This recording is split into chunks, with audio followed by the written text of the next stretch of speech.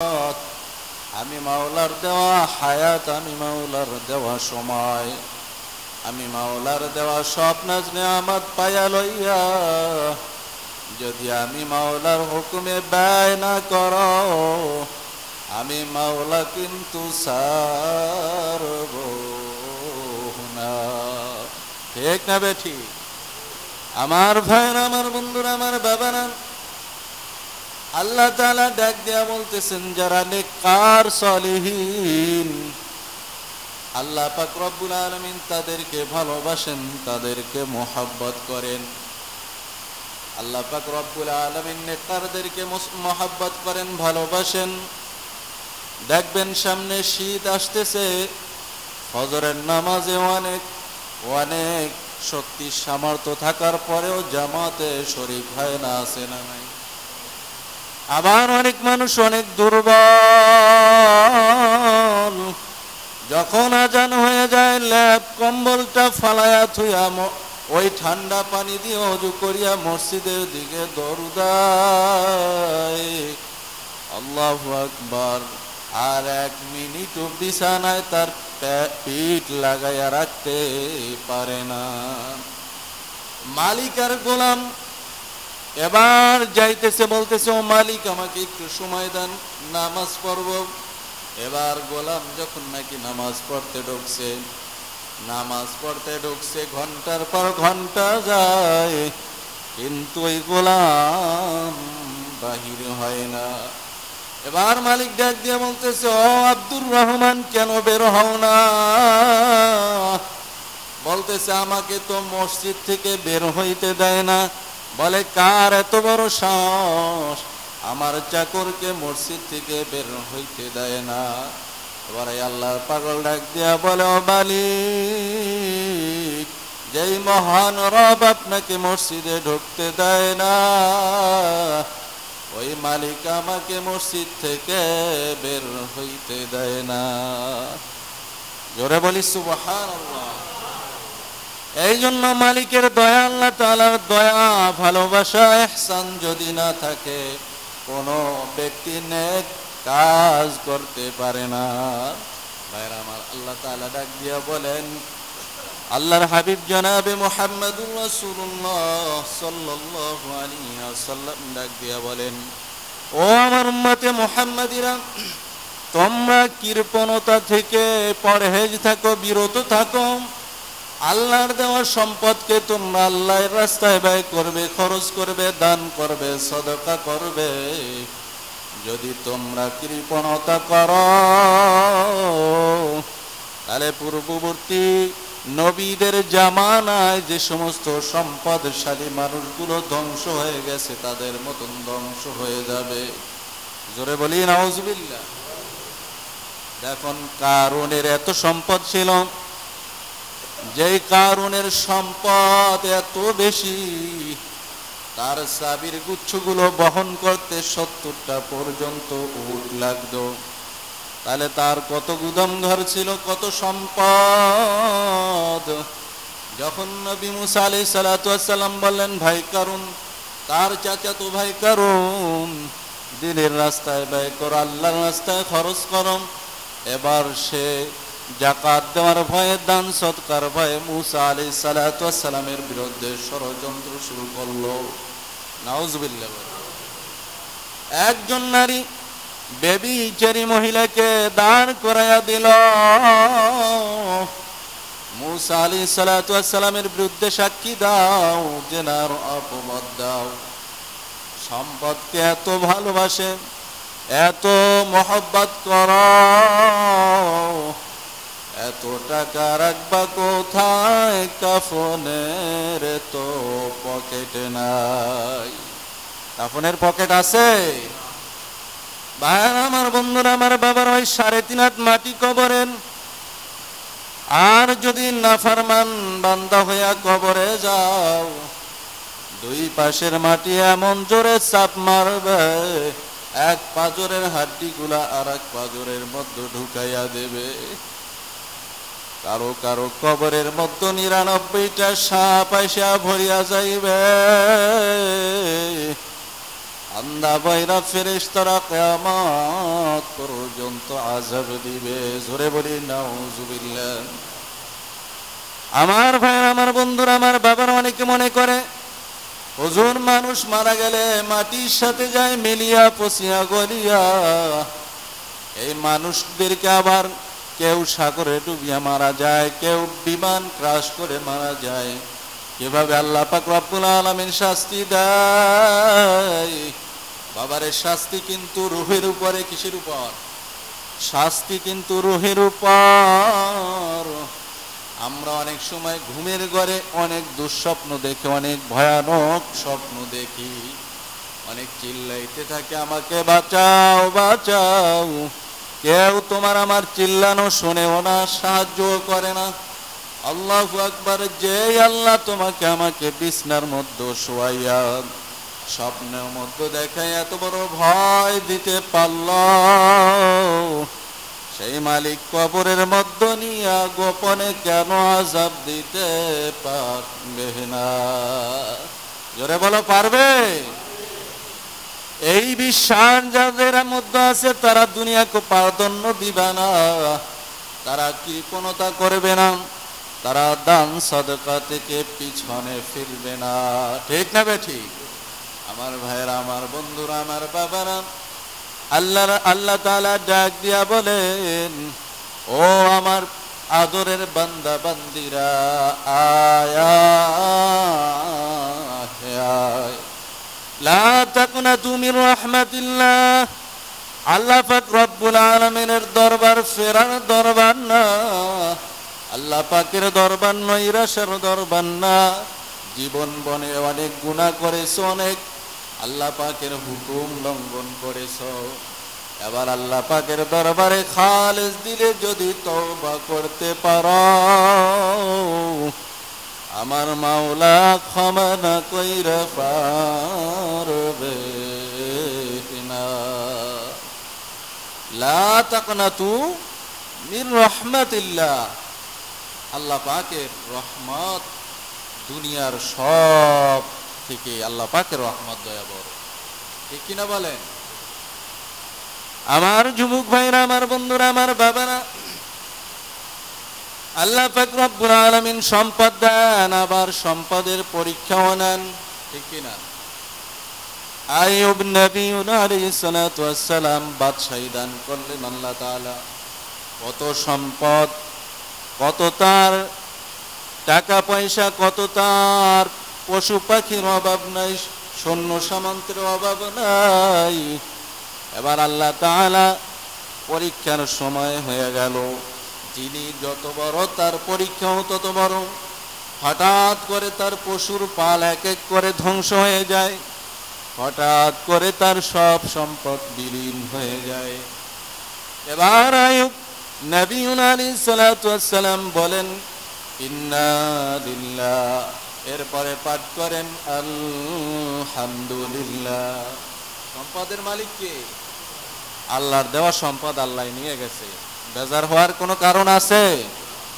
শায়েখ আব্দুল কাদের জিলানী রহমতুল্লাহ বিশাল সমুদ্রের জাহাজ, মাল ভর্তি, ধনী মানুষ ছিলেন। খবর আসছে হুজুর জাহাজ ডুবি হয়ে সব সম্পদ শেষ। তো উনি কিছু সময় মাথাটা নিচের দিকে দিয়ে কি যেন চিন্তা করলেন। এবার ছাত্রদের সামনে মাথা উঁচু করে বললেন আলহামদুলিল্লাহ। সবাই বলতেছে হুজুর আপনি পড়বেন না ইন্না লিল্লাহ, আপনি আলহামদুলিল্লাহ পড়লেন। বাবা ইন্না লিল্লাহ তো আমি আগেই পড়ছি, কিন্তু আমি গভীরভাবে দিলের দিকে তাকাইয়া দেখলাম যে আমার দিলে এই সম্পদের নষ্ট হয়ে গেল, এর প্রতি আমার কোনো আফসোস আছে কি দেখি না।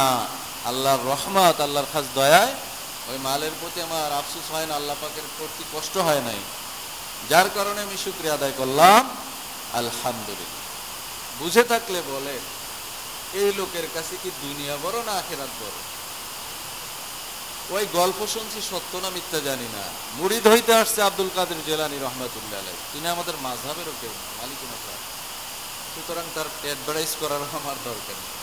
কিন্তু আসছে পার ওনার ধন সম্পদ দেখা বলতেছে এই লোক তো কোনো পীর হইতে পারে না, নিশ্চয় সে প্রতারক।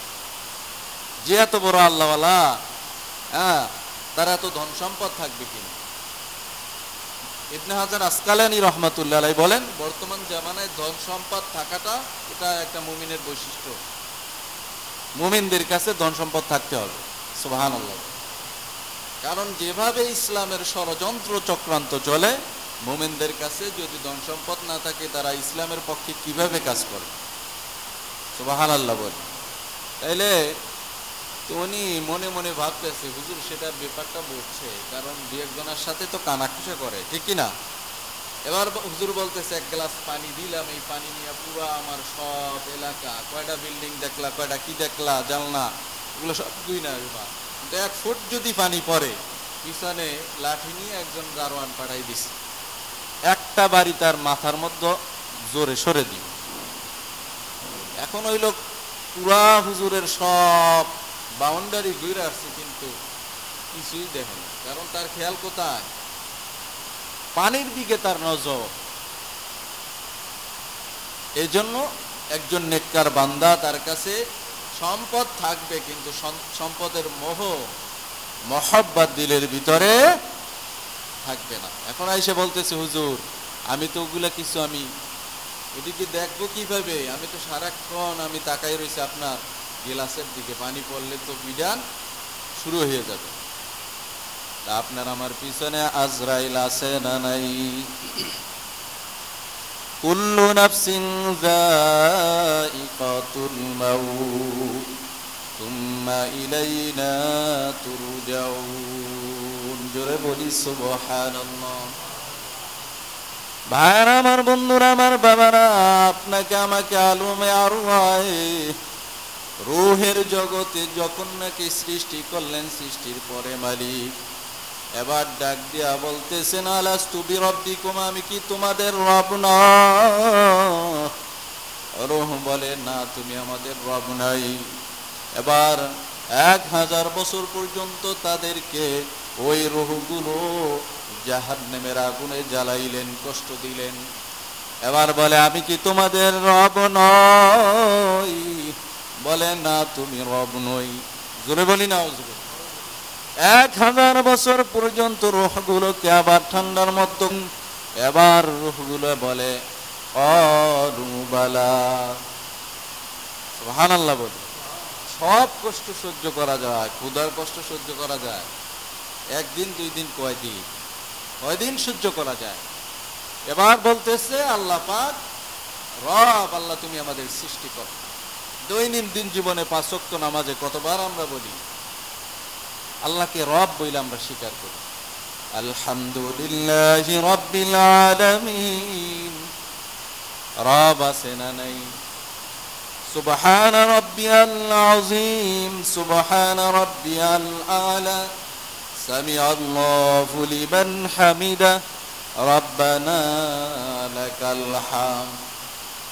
আমরা নিজেরাই বলতেছি, আল্লাহ তুমি আমাদের মালিক, আমরা তোমার কি বলেন?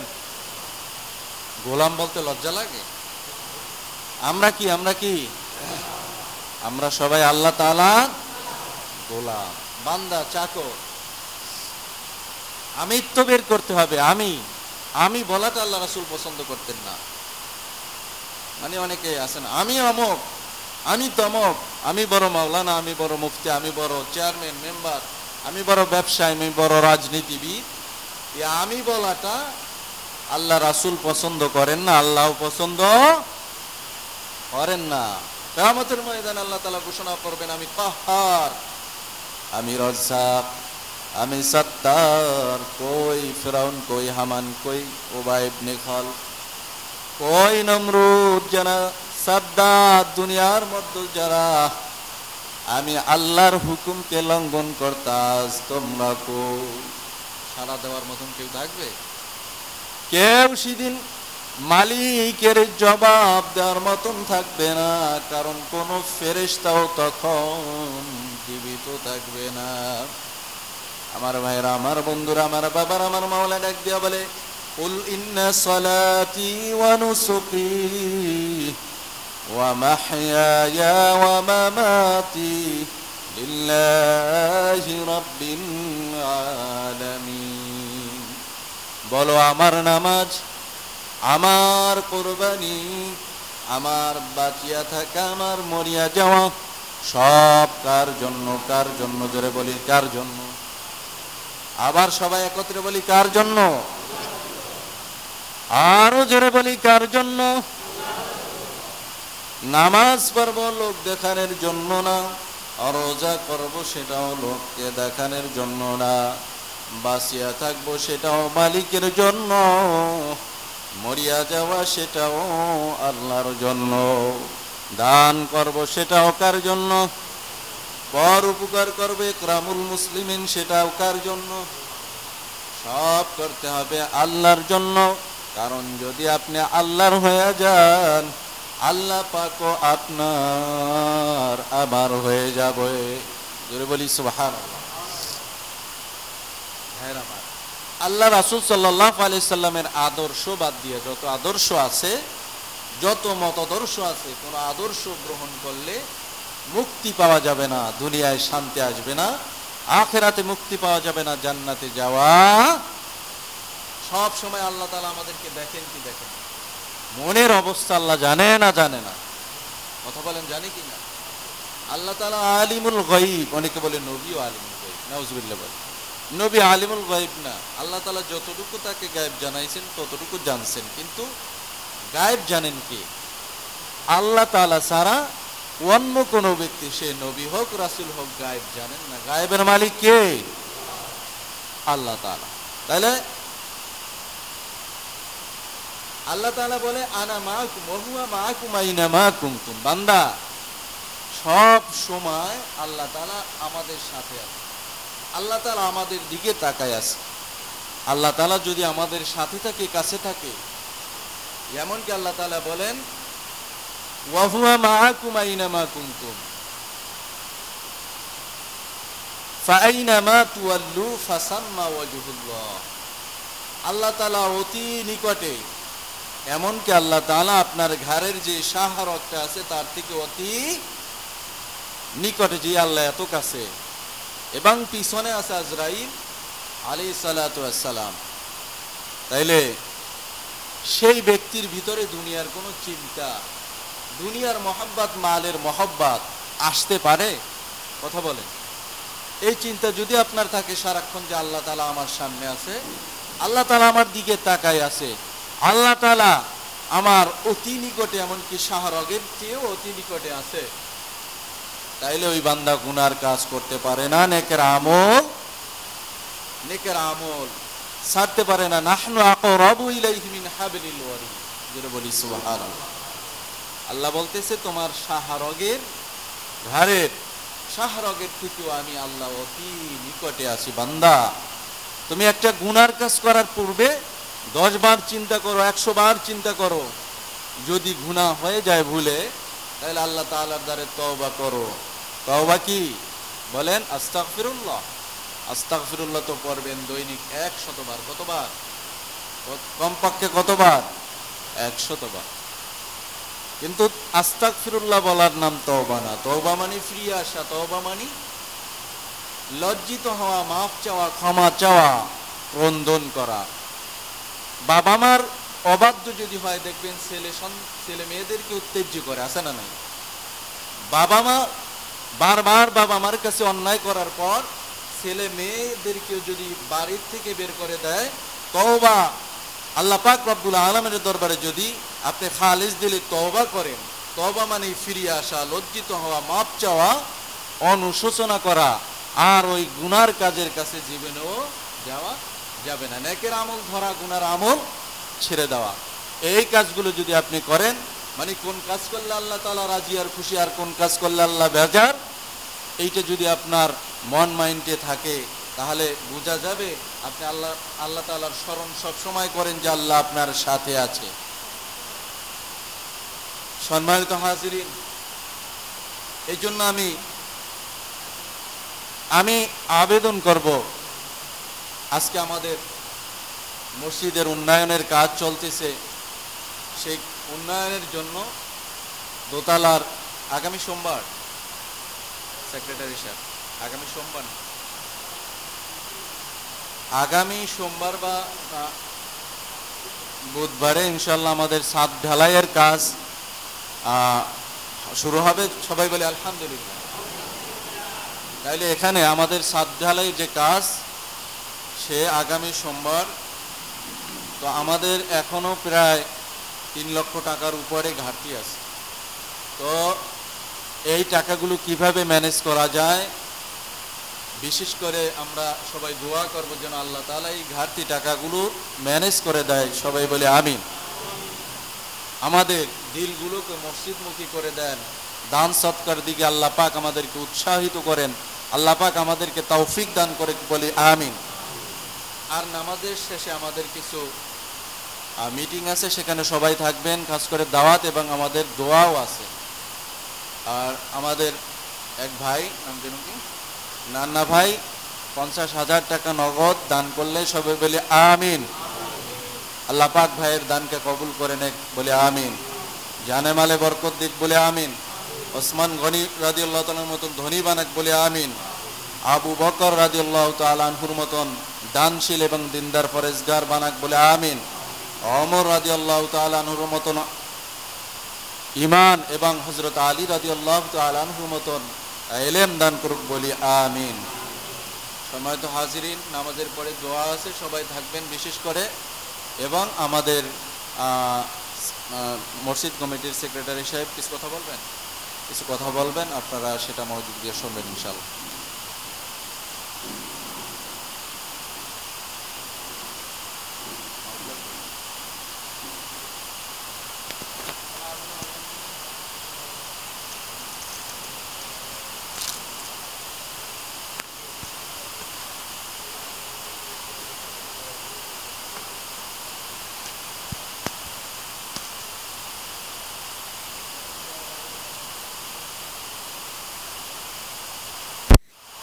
আজকে কি আসছে? আজকে তো টাকা সভাপতি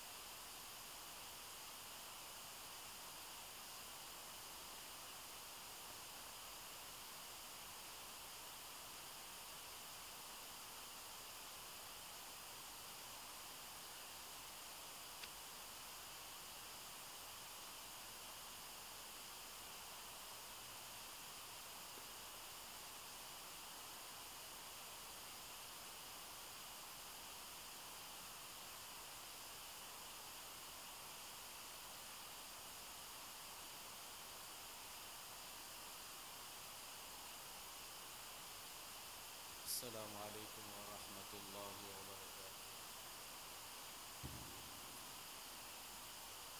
الحمد لله نحمده ونستعينه ونستغفره ونعوذ بالله من شرور أنفسنا ومن سيئات أعمالنا. من يهد الله فلا مضل له ومن يضلل فلا هادي له. ونشهد أن لا إله إلا الله وحده لا شريك له. وأشهد أن سيدنا سندنا وحبيبنا ومولانا محمد صلى الله عليه وعلى آله وأصحابه وبارك وسلم. وقال تعالى في كلامه المجيد وفرقانه الحميد: أعوذ بالله من الشيطان الرجيم وأنفقوا في سبيل الله ولا تلقوا بأيديكم إلى التهلك وأحسنوا إن الله يحب المحسنين. وقال تعالى: إن الله وملائكته يصلون على النبي يا أيها الذين آمنوا صلوا عليه وسلموا تسليما.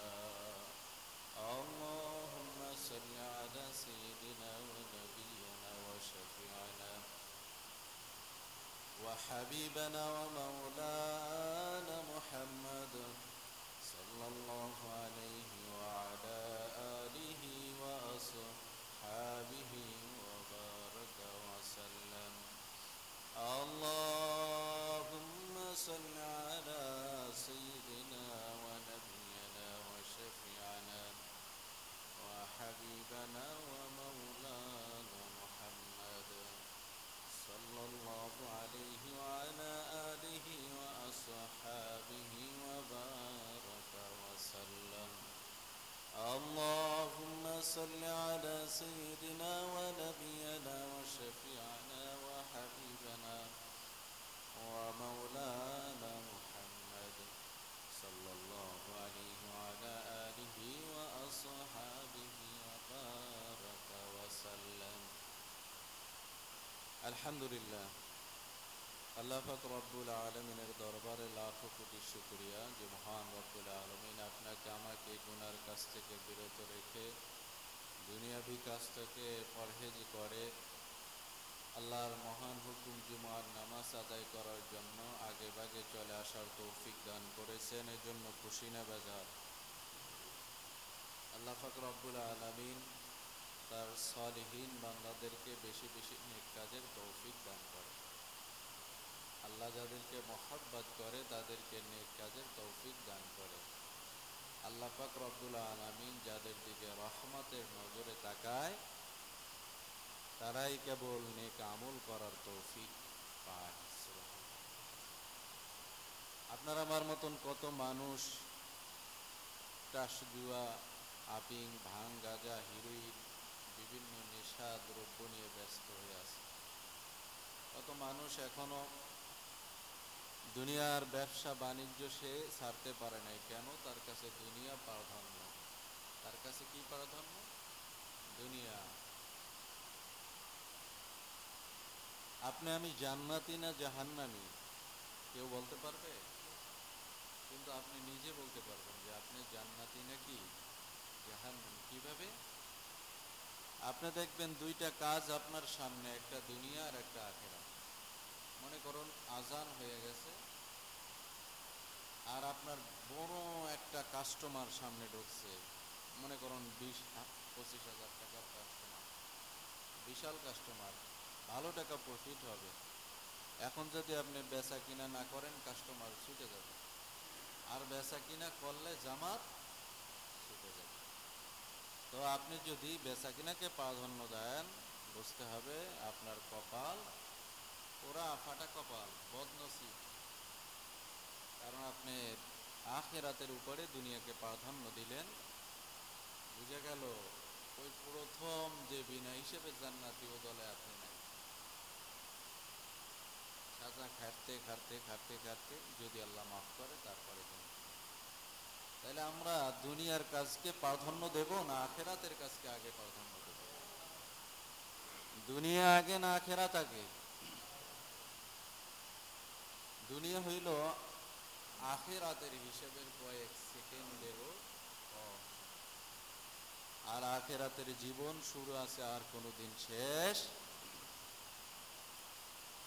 আল্লাহ রাসূল সাল্লাল্লাহু আলাইহি ওয়াসাল্লাম বলেন, বনি আদমের পেট দুনিয়ার ওই কবরের মাটি ছাড়া আর কিছুতেই ভরাতে পারবে না। কবরের মাটি বনি আদমের কি ভরাবে? পেট ভরাবে। আমাদের শুধু দুনিয়া আর দুনিয়া, দুনিয়া চাই কিভাবে কামাই করব, রাত্র আর দিন নাই, সারাক্ষণ পরিশ্রম, কিভাবে দুনিয়ায় আমি একটু ভালো থাকব, সামাজিক মর্যাদা, সম্মান, ইজ্জত, বাড়ি গাড়ি, সুন্দরী নারী, সম্মান ইজ্জতের পিছনে মানুষ দৌড়াইতে থাকে। কিন্তু হঠাৎ করে দৌড়াইতে দৌড়াইতে দেখে সামনে আজরাইল। আজরাইল হাজির। তখন যদি বলেন আমাকে আর কয়টা দিন সময় দেন, আমি ভালো দান সদকা করব, রোজা নামাজ করব, ইবাদত বন্দেগী করব, আল্লাহর গোলাম হব, নিঃশ্বাসের কোনো বিশ্বাস নাই কখন যে মালাকুল মওত আসবে। কেউ বলতে, গতকালকে আমার সেই ভগ্নিপতিকে দেখতে গেছি, যাওয়ার পরে আমার চোখের পানি চলে আসছে। যেই সচেতন, ফ্যাশন সচেতন, শিক্ষিত, খুব স্মার্টলি চলাফেরা করতো, কিন্তু তার যে করুণ অবস্থা, যে মানুষ কত অসহায়, মানুষ কত কি অসহায়, তারে দেখে আমার চোখের পানি চলে আসছে। যে মানুষ এতটা স্মার্টলি চলাফেরা করতো, এখন তার হাত, তার পায়ের গোসা আমার এই হাতের থেকে তুলে নিয়ে 2 মাসে না খাওয়ার কারণে। তা আপনার যে কখন বিপদ আপদ আসবে আপনি জানেন? আমি জানি। আল্লাহ পাক সব কিছুর মালিক, সব ভালো রাখার মালিক কে? সুস্থ রাখার মালিক, সুখে রাখার মালিক কে? দুঃখে রাখার মালিক কে? সব কিছু আল্লাহ। এই বিশ্বাস যদি আমাদের থাকে, আমরা আখিরাতকে আগে প্রাধান্য দেব দুনিয়াকে পরে। দেখবেন যারা দুনিয়ার পিছনে শুধু দৌড়ায়, দুনিয়ার দুনিয়া, দুনিয়া তাদের ধরাও দেয় না, দুনিয়া তাদের ধরা। আর যারা দেখবেন দুনিয়ার পিছনে দৌড়ায় না, আখিরাতের পিছনে দৌড়ায়, দেখবেন তাদের পিছনে দুনিয়া দৌড়ায়। সুবহানাল্লাহ বলবেন। তাইলে এরকম দেখবেন বড় বড় অনেক ওলামায়ে কেরাম, যাদের সাথে শুধু মানুষ একটু মুসাফা করবে, ভালো ভালো আল্লাহওয়ালা যারা, তাদের সাথে একটু দেখা সাক্ষাৎ করার জন্য কত মানুষ চাপে পড়ে মারাও যায়, ঠিক না বেঠিক বলেন? কিন্তু আপনারা আমার সাথে দেখা করতে আইসা চাপে পড়ে মারা তো দূরের কথা, দেখাই তো করতে আইসা। তাদের ইজ্জত আর সম্মান আর আমাদের ইজ্জত সম্মান এক না ভিন্ন? কোন মানুষ যদি আল্লাহর ইবাদত করতে করতে করতে করতে সিদ্দিকীন সালিহিনদের তবকায় পৌঁছায়, আল্লাহ তাআলা বলেন, ও ফেরেশতারা তোমরা আসমানে ঘোষণা করো আমি এই ব্যক্তিকে ভালোবাসি। সুবহানাল্লাহ। আসমানের সমস্ত বাসিন্দারাও যেন তাকে ভালোবাসে। আবার বলা হয় তোমরা জমিনে ঘোষণা করে দাও যে আসমানের সমস্ত বাসিন্দারা কাকে ভালোবাসে? এই আল্লাহওয়ালাকে ভালোবাসে। তারাও যেন দুনিয়ায় মানুষ যেন তাদেরকে ভালোবাসে, মহব্বত করে। সুবহানাল্লাহ। তাহলে আমরা দুনিয়ার পিছনে ছুটবো না আখিরাতের পিছনে ছুটবো? আল্লাহ তাআলা বলেন, আউযু বিল্লাহি মিনাশ শাইতানির রাজীম ওয়া আনফিকু ফি সাবিলিল্লাহি ওয়া লা তুলকু বিআইদিকুম ইলাত তাহালুক ওয়া আহসিনু ইন্নাল্লাহা ইউহিব্বুল মুহসিনিন। আমার ভাইয়েরা, আমার বন্ধুরা, আমার বাবারা, আল্লাহ রাব্বুল আলামিন ডাক দিয়া বলেন, আর যারা নাকি দান সদকা করে, তোমরা দান সদকা করো। দান সদকা করলে কি হয়? দান সদকা করলে নেকির পাল্লা ভারী হয়, বালা মুসিবত থেকে আল্লাহ তাআলা হেফাজত করেন। জোরে বলি সুবহানাল্লাহ। আল্লাহ তাআলা ডাক দিয়া বলেন, ও দুনিয়ার মানুষেরা,